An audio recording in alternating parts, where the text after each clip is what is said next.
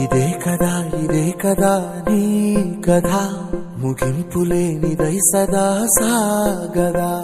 ఇదే కదా నీ కథ ముగింపులేనిదై సదా సాగదా. నీ కంటి రెప్పలంచున మనస్సు నిండి పొంగిన ఓ నీటి బిందువే కదా నువ్వెతుకుతున్న సంపద. ఒక్కొక్క జ్ఞాపకానికి 100 ఏళ్ల ఆయువుందిగా, ఇంకెన్ని ముందు వేచెనో అవన్నీ వెతుకుతూ పదా.